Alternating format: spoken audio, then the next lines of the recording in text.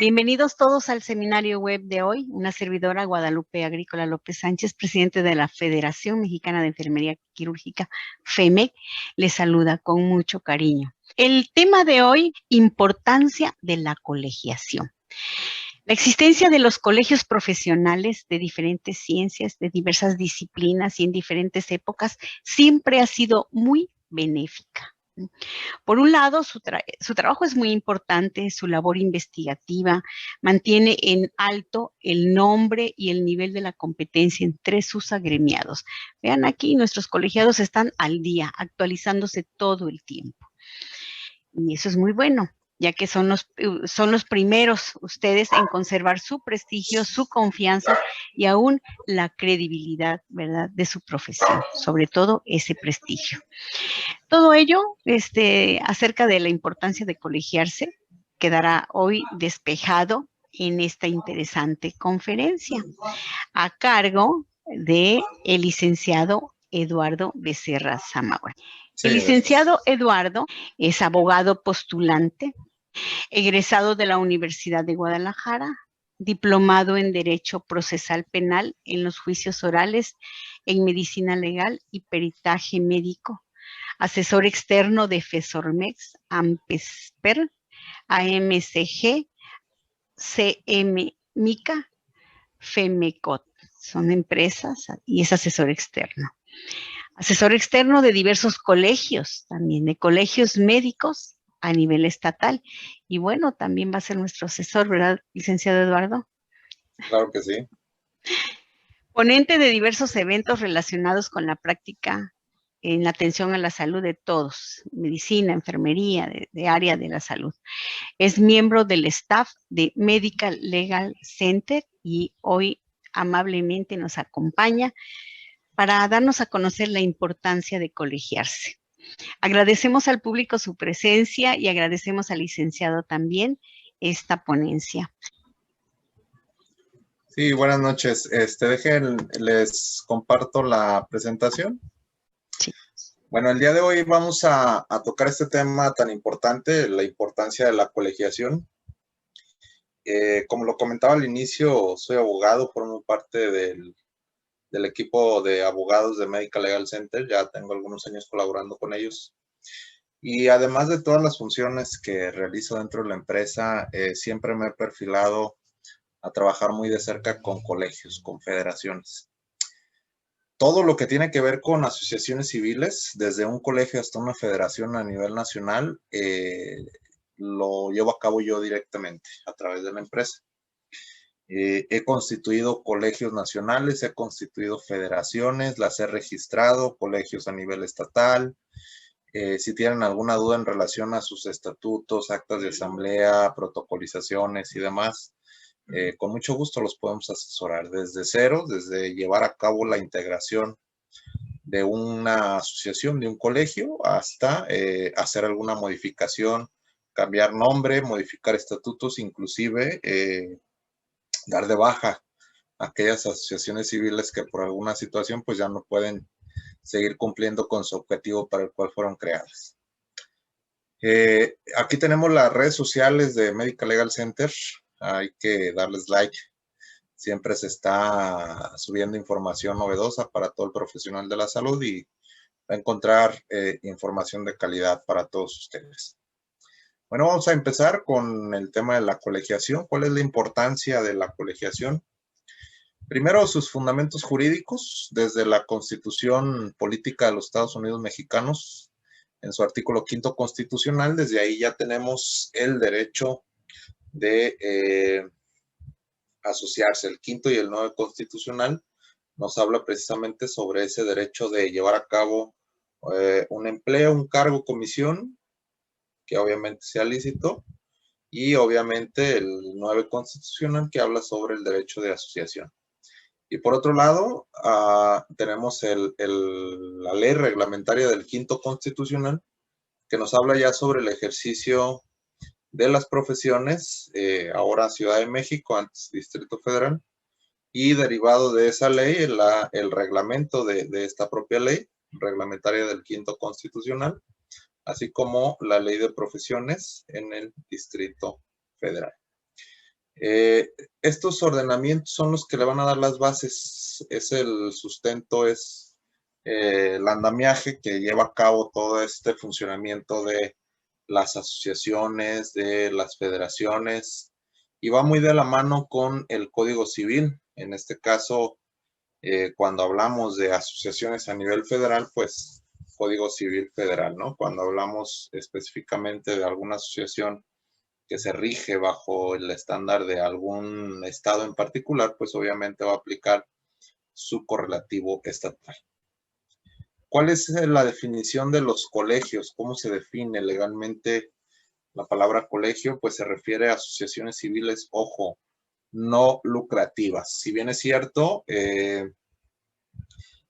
dentro de la asociación civil, pues se crean diferentes acciones para percibir ingresos económicos, porque obviamente, aun y cuando no persigue fines de lucro, pues debe de contar con un patrimonio, con un recurso económico para su funcionamiento, ¿no? Y nos dice que estos colegios de profesionistas son asociaciones no lucrativas que se forman por profesionistas de una misma rama o de diferentes ramas profesionales, obviamente interesados en trabajar en beneficio de su profesión, como lo comentaban al inicio, ¿no? De acuerdo a lo que la ley establece, de acuerdo a las facultades que tienen para constituirse como una persona moral, con personalidad jurídica. Ya hablamos entonces que la asociación como tal tiene ese reconocimiento, esa idoneidad de ser una persona moral ante la ley, tiene esa personalidad jurídica, que más adelante, si tienen duda, con mucho gusto se los puedo explicar.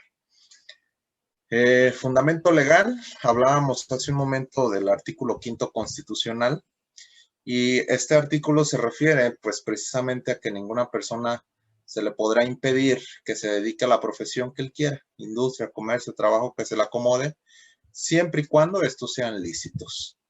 De ahí emana precisamente el tema de la ley de profesiones, del 5º constitucional, porque precisamente habla de una profesión.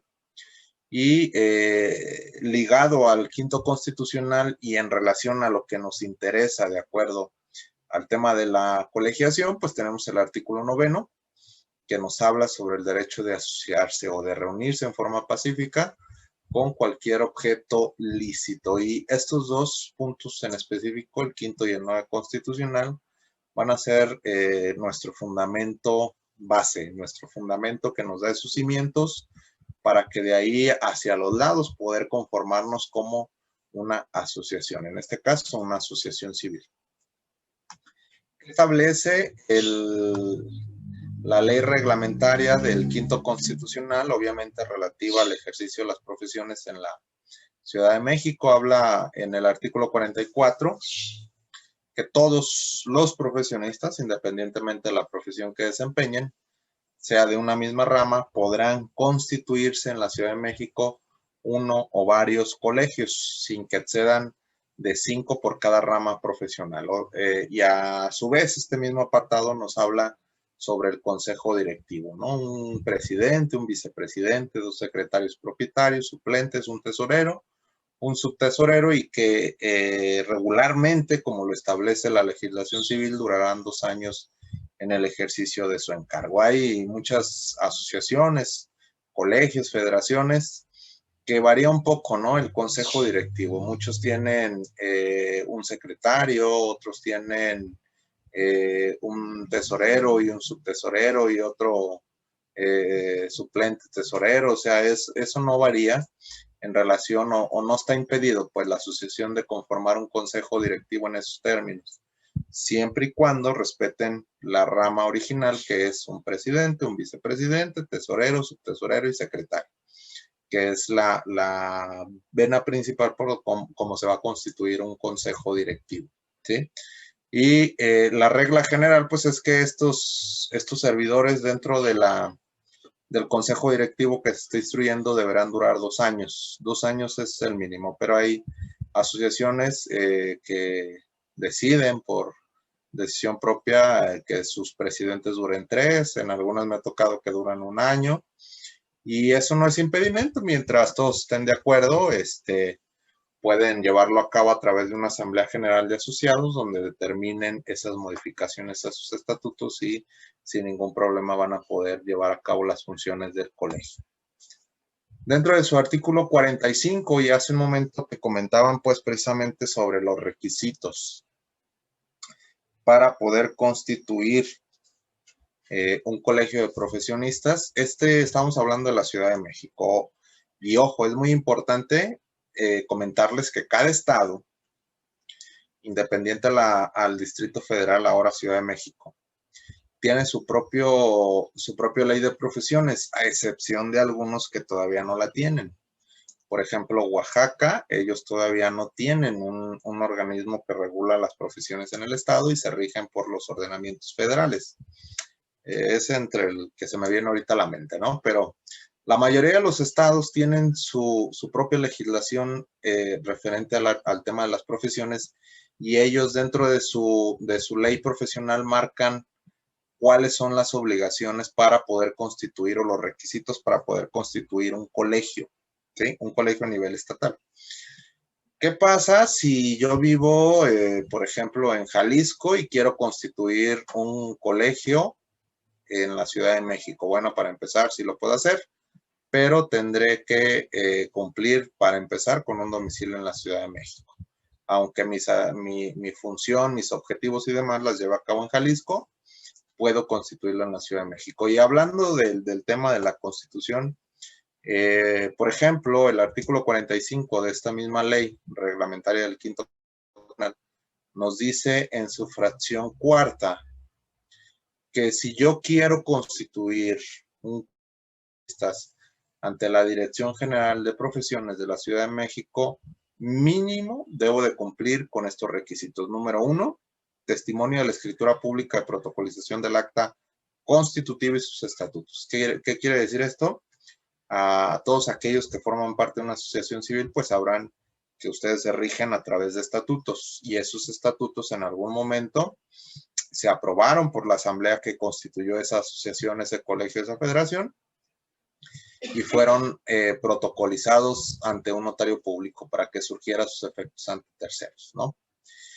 Y para empezar, eso es lo que te va a pedir la Dirección General de Profesiones, que ya estés constituido, que tus estatutos estén debidamente protocolizados ante notario público y que le exhibas 2 copias simples de esos documentos.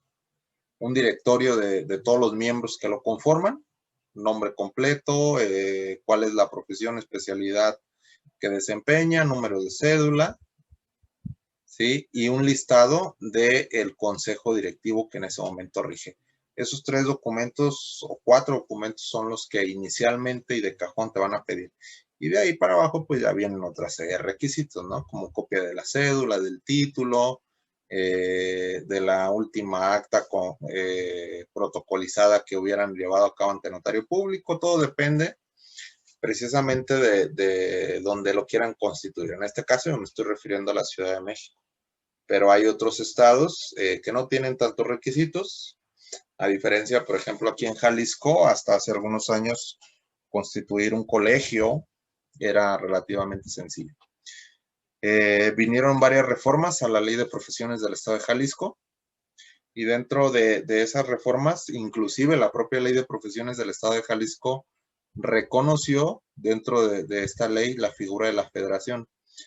Aquellos que a nivel federal han solicitado un registro de federación ante la Dirección General de Profesiones en la Ciudad de México y se los han negado, si quiere venir a constituir su federación al Estado de Jalisco, lo puede hacer.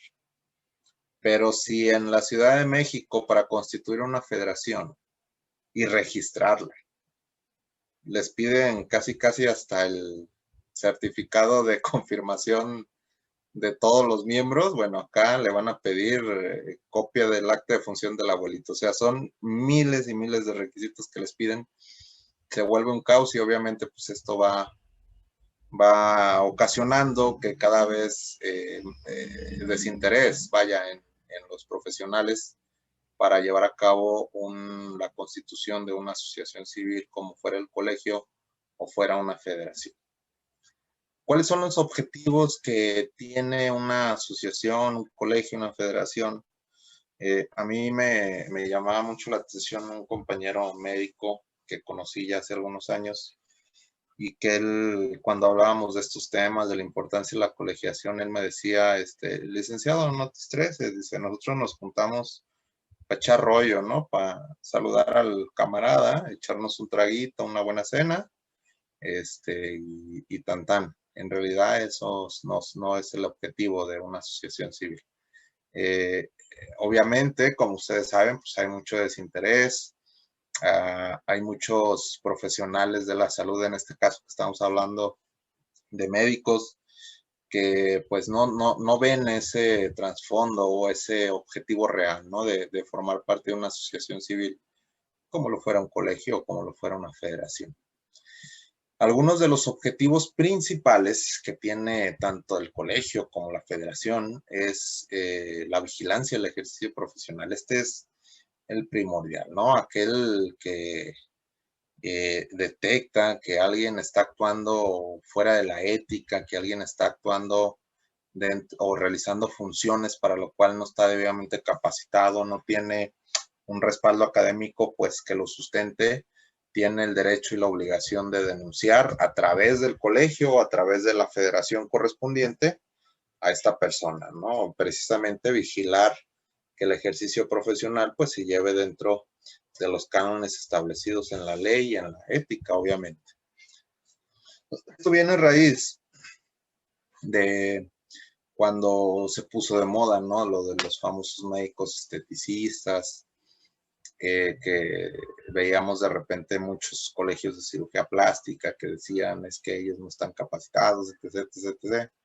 Y precisamente, fíjense hasta dónde llegó, y ahorita lo vamos a ver más adelante, pero hasta dónde llegó el hecho de que este gremio médico, cuando hablábamos ya de cirugía plástica, hubiera levantado la voz, hubiera impuesto una serie de medidas que debían de ser tomadas en cuenta por la autoridad sanitaria y que en su momento fueran elevadas al Congreso de la Nación, pues para que se hicieran modificaciones a la Ley General de Salud, al grado de que se diferenció entre un médico esteticista y un médico cirujano plástico, cuál era uno, cuál era el otro y hasta dónde podía uno avanzar o cuál era el campo de aplicación para uno y cuál era el campo de aplicación para otro. Y de ahí se vino una cascada de disyuntivas, ¿no? De que hasta dónde nosotros, por ejemplo, tuvimos muchos médicos que ya estaban afiliados, médicos generales en su mayoría, algunos otros anestesiólogos y que de repente tomaban un curso en línea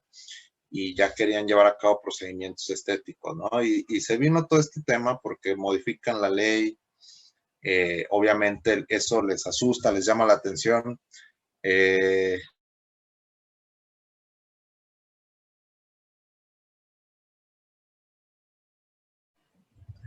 Aquí estamos hablando precisamente sobre el tema de la vigilancia del ejercicio profesional.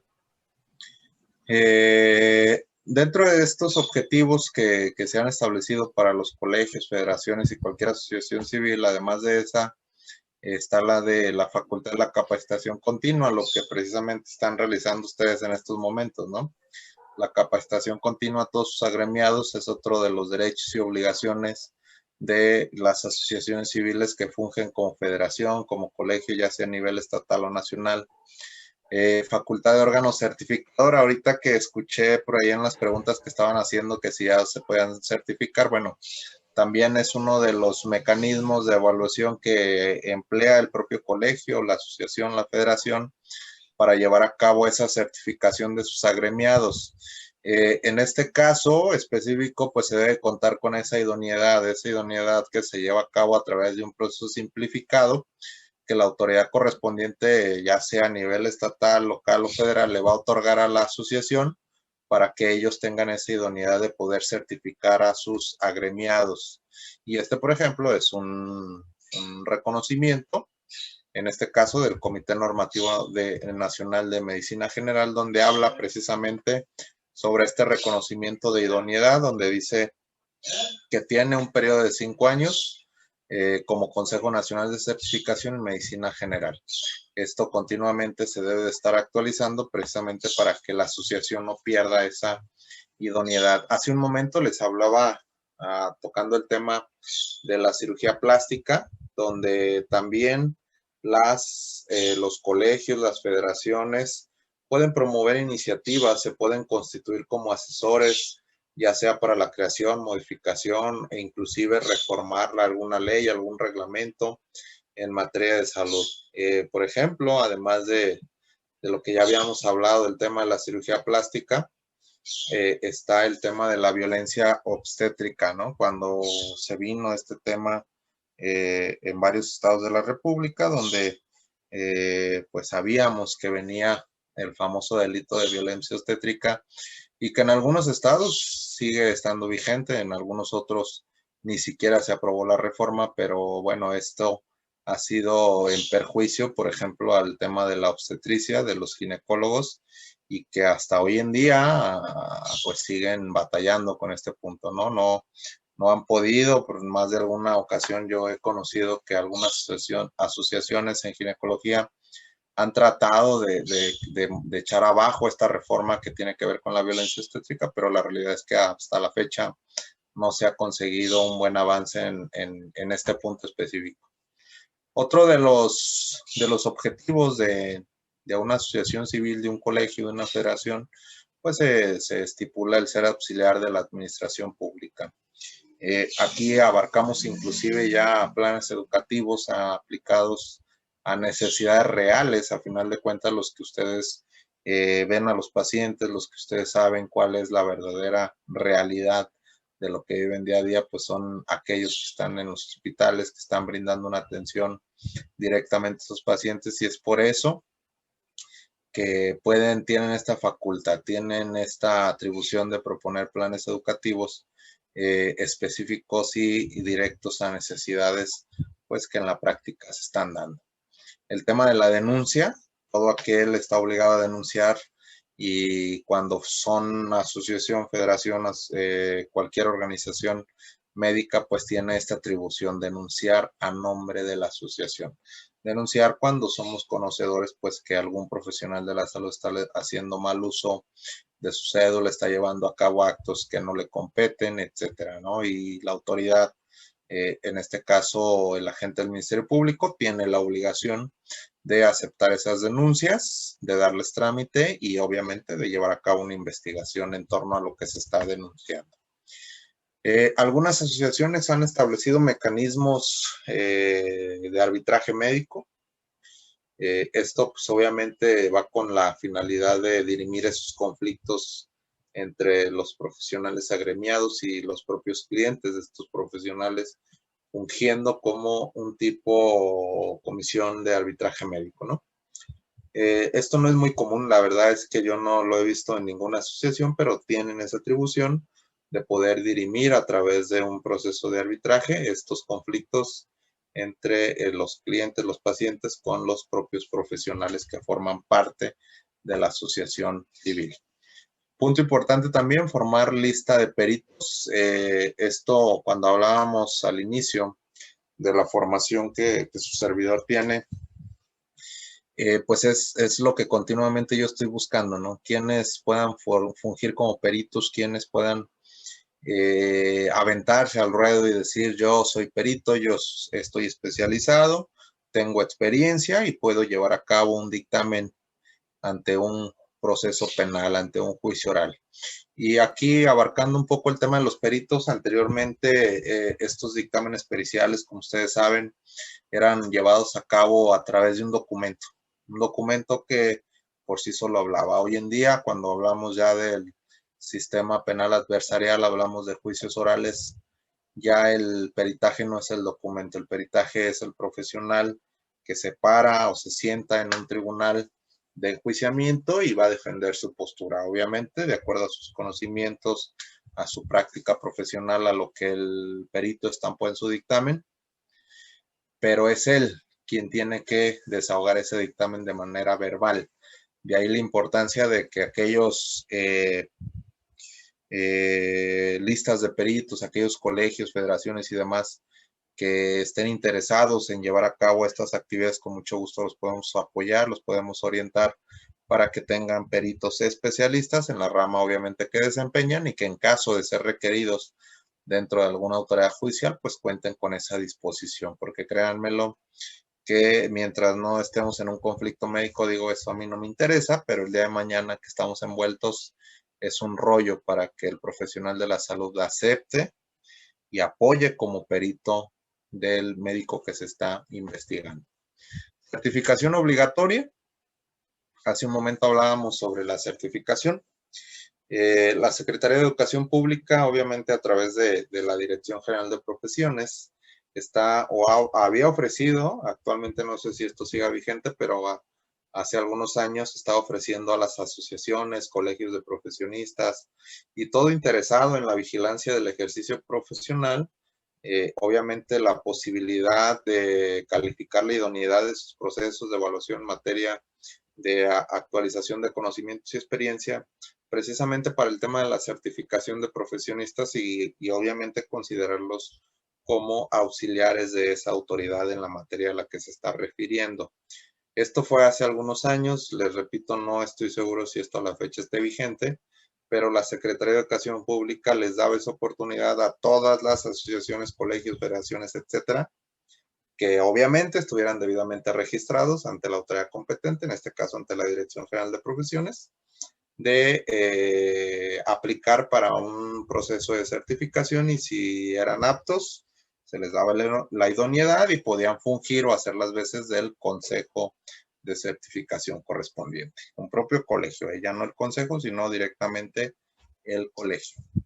¿Cuáles son las ventajas de estar colegiado, de pertenecer a una asociación civil? Bueno, pues la principal, defendemos nuestros derechos a través del colegio profesional. Hay oportunidades, como hace un momento lo platicaban, accesos a programas de actualización. Continuamente veo que en este caso la federación pues se nutre, ¿no?, de diversos cursos, simposios, ponencias que llevan a cabo y que va en beneficio de todos sus asociados. Con esto también a su vez crece el margen de competitividad a nivel nacional e internacional, porque obviamente pues está actualizando el profesional de la salud todo el tiempo, está intercambiando estos conocimientos, pues que lo llevan a crear un margen mayor de competitividad. Se protege la misión, el objetivo, los principios, los intereses de la profesión, tanto a nivel local, estatal y federal. En algunos casos pueden evaluar planes académicos, hablábamos hace un momento de ello, con el fin de poderlos actualizar, de elevar la calidad profesional de cómo se están forjando hoy en día los profesionales de la salud. Los gremios divulgan conocimiento pues a través de sus órganos informativos, aquellos que publican artículos, que tienen revistas, etcétera, ¿no? Y que continuamente se está pasando esta información de un lado a otro y créanmelo, por ejemplo, cuando son muy insistentes en el tema de un proceso penal, pues toda esa información a nosotros nos sirve de alguna manera dentro de un proceso al poder demostrar con evidencia, con cuestiones prácticas que lo que está pasando y lo que se está investigando pues era considerado muchas de las veces como algo que no estaba previsto, que se considera como algún supuesto riesgo. Se defienden sus derechos como miembros dentro de la práctica profesional. Tienen algunos colegios funciones de consultoría y apoyo en el sector educativo. Promueven planes y programas de estudio, hablábamos hace un momento, enfocados a necesidades reales y constantemente pues están nutriendo las universidades de docentes y investigadores debidamente calificados. Muchas veces, de acuerdo a lo que ustedes desempeñan, a su aptitud técnica y científica, pues son peritos idóneos, ¿no?, para emitir dictámenes, ya hablando de especialidades médicas. Como tal, no es como que tiene la última palabra, pero sí hay manera de poder defender más la postura en un proceso legal.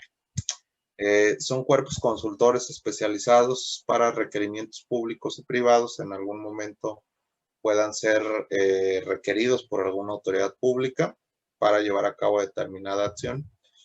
Muchas de las veces los colegios son requeridos necesariamente para proporcionar apoyo en un dictamen pericial. Los colegios son instancias que reafirman el compromiso social profesional, obviamente a través de su código de ética, pero que están comprometidos con la sociedad de brindar o de poder respaldar a aquellos profesionales de la salud que forman parte de su propia asociación. Vemos hoy en día que hay mucha apatía, hay desconocimiento respecto a cuáles son las obligaciones, los derechos, los objetivos de un colegio. Y sabemos que en muchos países, pues obviamente la control del ejercicio profesional siempre va a ser llevado a cabo por los propios colegios, federaciones, barras, academias, etcétera, ¿no? O cualquier asociación a la que la ley pues les otorga estas facultades de vigilancia, organización, certificación, etcétera. Entonces lo importante es que se haga conciencia cuál es la finalidad yo como profesional de la salud de pertenecer a un colegio, a una federación, hasta dónde aporto conocimiento, hasta dónde nutro o participo dentro de la asociación y obviamente pues que se lleven a cabo estos objetivos para lo cual fueron conformados. Muchas veces, y se los dejo como un ejemplo, ¿cuántos de ustedes que forman parte de la federación, en este caso de la Federación de Enfermeras, conocen lo que establecen sus objetivos dentro de sus estatutos?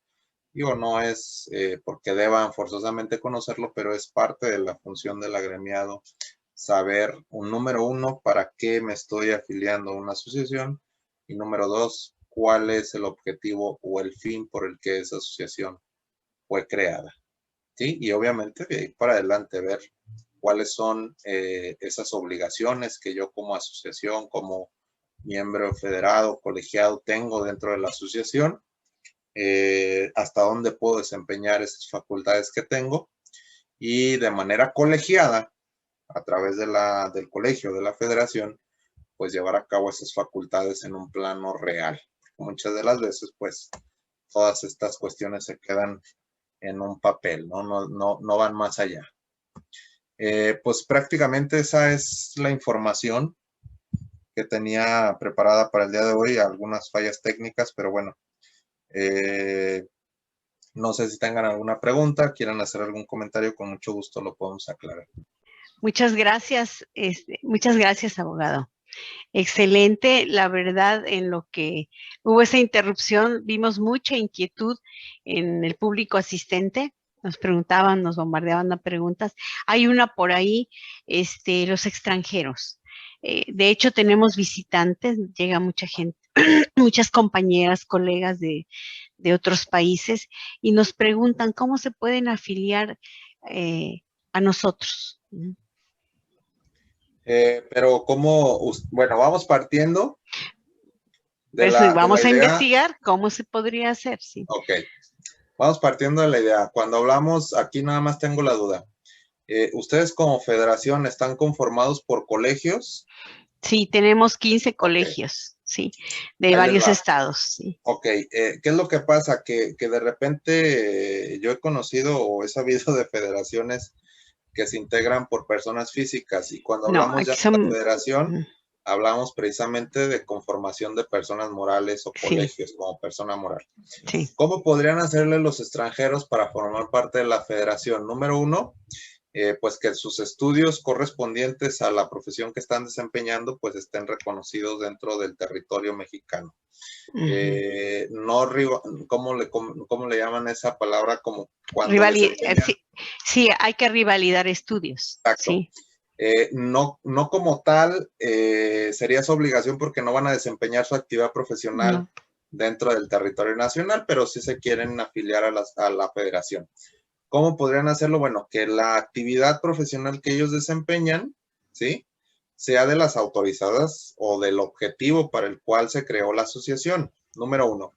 Número dos, que sus estatutos contemplen el poder afiliar a miembros extranjeros, ¿sí?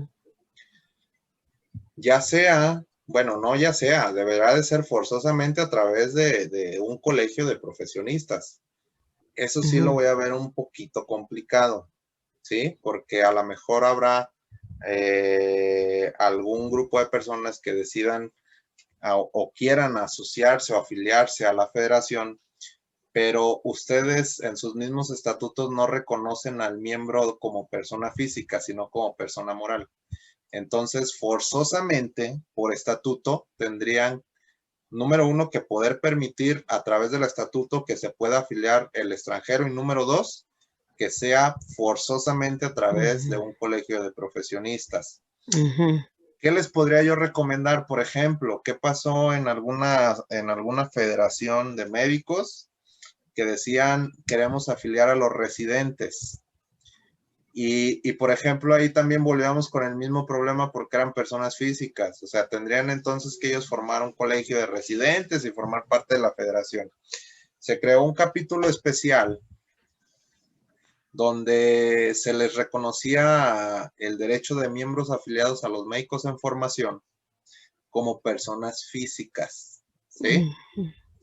¿Qué quiere decir esto? Que si ustedes lo quisieran realizar o llevar a cabo, como se los estoy sugiriendo, afiliar a personas físicas, tendría que ser un apartado específico dentro de sus estatutos que únicamente se refiera a miembros extranjeros, porque si lo abren en general, todo el mundo se va a querer afiliar como persona física y no a través de un colegio. Será entonces un apartado específico dentro de esos estatutos que dé la oportunidad de afiliar a personas físicas únicamente cuando se trate de miembros extranjeros, porque evidentemente va a ser muy difícil que lo hagan a través de un colegio, ¿sí? Y en ese apartado específico ustedes deben de establecer cuáles son las obligaciones y los derechos como persona física, no como asociación civil, porque no lo son. Sí. Ahí van a cambiar un poco los derechos y obligaciones para uno y otro, y cómo van a participar dentro de las actividades que lleva a cabo la federación. Es una sugerencia. Ojo, si ustedes lo someten a votación por parte de la Asamblea General y la Asamblea dice no, no se va a poder. ¿Sale? Sí, es importante recalcar a todos los que nos están escuchando que aquí el órgano rector en todo colegio es la Asamblea General, sí. Habrá la presidente, vicepresidente, estará el Consejo de Gobierno o el Consejo Directivo, pero la Asamblea es la que rige, sí, la que vota. Esa es una de las preguntas que le iba a hacer yo al abogado. Dice, tengo una duda, ¿los colegios quién los rige? ¿Los colegios quién los rige? Ok. Recordemos que cada colegio, cada asociación tiene su propio consejo directivo, ¿sí? Cada colegio se va a regir en base a sus estatutos por su propio consejo directivo. Y de cada colegio se va a nombrar a un delegado que es el que participa en las asambleas de la federación. Así es. Obviamente es imposible que se reúna una asamblea general de una federación con todos los colegiados de cada colegio. Por eso se designa un delegado de cada colegio para que en nombre del colegio ese delegado acepte o rechace las propuestas que se plantean en asambleas generales dentro de una federación. ¿Sí? En nuestro caso, la presidenta es la que siempre está presente, ¿sí? La presidenta de cada colegio es el portavoz, la que tiene voz y voto. Ahora, muchas de las veces recordemos también que el colegio, al aceptar formar parte de la asociación, en automático está aceptando someterse a los lineamientos que establecen los estatutos, ¿sí? ¿Qué quiere decir eso? Que el propio estatuto de la federación va a reconocer cuáles son esos derechos y obligaciones que cada delegado de cada colegio tiene dentro del desenvolvimiento de cada asamblea. ¿Por qué? Porque luego es común que de repente el presidente o el delegado acepta o rechaza alguna decisión dentro de la federación y los del colegio quieren impugnar porque decían es que no nos consultaste antes de aceptar o rechazar, pero precisamente son derechos y obligaciones que tiene reconocidos a través de la federación. Si no, imagínense, sería todo un caos. Por eso es que se designa un consejo directivo tanto de la federación como del colegio y a su vez se trae un delegado, en este caso, como lo comenta, que es el presidente del colegio, el que forma parte de esa asamblea general de la propia federación. Yo tengo una pregunta. Si los estatutos, por ejemplo, de mi colegio se crearon en Colima, por ejemplo, pero ya es momento de que se tienen que actualizar, ¿Se puede hacer en el estado, por ejemplo, de Jalisco o la Ciudad de México, o tiene que ser forzosamente aquí en el estado de Colima para actualizarlo? Ok. Las asambleas de cada colegio se van a llevar a cabo donde se estableció en el propio estatuto. Muchas de las veces es en el domicilio social. ¿Cuál es el consejo? ¿Cuál es la recomendación que yo les doy? Por ejemplo, si todos los asociados de un colegio estuvieran de acuerdo en que por alguna ocasión excepcional se hiciera en Guadalajara, Jalisco, por decirlo de alguna manera, ¿sí? Se emite la convocatoria y se dice, por esta única ocasión, todos los asociados están de acuerdo en que se lleve a cabo la asamblea fulanita en Guadalajara, Jalisco, para tal día, tal hora, en tal lugar. Y este es el orden del día, ¿sí? Sí. Cuando se lleve a cabo esa asamblea, se haga la propuesta de modificación de estatutos y demás, y se lleva a cabo la protocolización, inclusive puede protocolizar en otro estado, pero sí forzosamente registrarla en el estado de origen, ¿sí? Sí, a eso me refería, la protocolización. Ok, eso sí se puede hacer siempre y cuando todos estén de acuerdo. ¿Por qué? Porque si alguien no estuviera de acuerdo, digo, casi nadie lo hace, ¿eh? Casi nadie lo hace, pero hay médicos que sí son muy especiales, que dicen, es que yo no estoy de acuerdo con esos cambios y te voy a impugnar la asamblea. ¿Y qué es lo que voy a buscar para impugnarla? Número 1, que no se llevó a cabo la asamblea en el domicilio social de la asociación y pum, va para abajo. Y entonces todo lo que hubieran trabajado en modificación, en protocolización y demás queda sin ningún efecto. Por eso siempre se les da la recomendación. Todos están de acuerdo, quieren hacer esa modificación, la podemos llevar a cabo en otro estado, pero sí la protocolización y registro de esa acta forzosamente debe de ser en el estado de origen, a no ser que ustedes decidan cambiar el domicilio social de la asociación. ¿Sí? Ahí sí ya, si usted dice, está en Colima, pero vamos a llevar a cabo una asamblea donde vamos a decir que el nuevo domicilio ya va a ser Jalisco. Todos están de acuerdo, se hace el último cambio de protocolización en el registro público de Colima y de ahí para adelante todas las actas que protocolicen ya va a ser en el estado de Jalisco, sin ningún problema. Pero licenciado, entonces ya no es un colegio del estado de Colima, ahora es de Jalisco.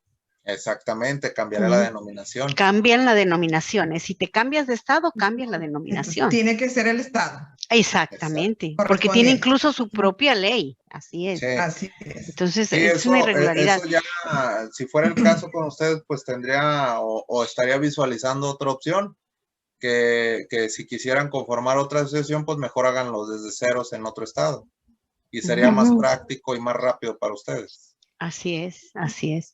El otro punto, que también se presta mucho, que lo he visto en colegios, el socio honorario, y que a veces nombran presidente ejecutivo y presidente honorario, ¿sí? Ha habido esas irregularidades. ¿Qué nos puede decir al respecto? ¿Cuándo hablamos de socio honorario? ¿Cuándo hablamos por ley? A mí me han dicho no puede haber dos presidentes, ¿sí? Hay presidente y vicepresidente, pero dos... No, ya tuvimos una vez Ok, pues prácticamente usted ya respondió la pregunta. Yo siempre les he dicho, apéguense a la literalidad de la ley, de su estatuto, de su reglamento. Si su estatuto dice, se reconoce al socio honorario o se reconoce al presidente de chocolate, pero no tiene voz ni voto, bueno, pues ahí está, ¿no? Ahí está bien bonito y se ve bien bonito, pero no tiene ningún efecto legal. Si su estatuto no lo reconoce, por ningún motivo están obligados ustedes a incluir esa figura dentro de un consejo directivo. Por ningún motivo. Así diga, es que este es de los miembros honorarios que formaron la asociación hace 50 años. Pues sí, pero el estatuto no lo reconoce, no lo pueden llevar a cabo. Y aun y cuando lo reconociera el estatuto, vámonos más arriba. La ley de profesiones, por ejemplo, hablando de la ley de profesiones de la Ciudad de México, únicamente, como usted bien lo comentó, dice presidente, vicepresidente, secretario, 2 secretarios suplentes, tesorero, subtesorero y se acabó. ¿Sí? Y hay quienes dicen vocales y encargado del comité de no sé qué y encargado. Está bien, o sea, si no hay oposición dentro de la asociación de que su consejo directivo sean todos los que forman la asociación, está bien. Pero legalmente y nos obliga la ley a reconocer esas figuras: vicepresidente, presidente, secretario, suplente, tesorero y subtesorero, y se acaba. Así es. ¿Ya? Licenciado, le agradecemos sinceramente todo el apoyo que nos brindó hoy. Hubo muchas inquietudes y vemos que está muy motivada los asistentes, están muy motivados y motivadas los asistentes. Qué bueno, ¿verdad? Que se despejaron dudas, qué bueno que se generó esta incentivación. Nos agrada mucho.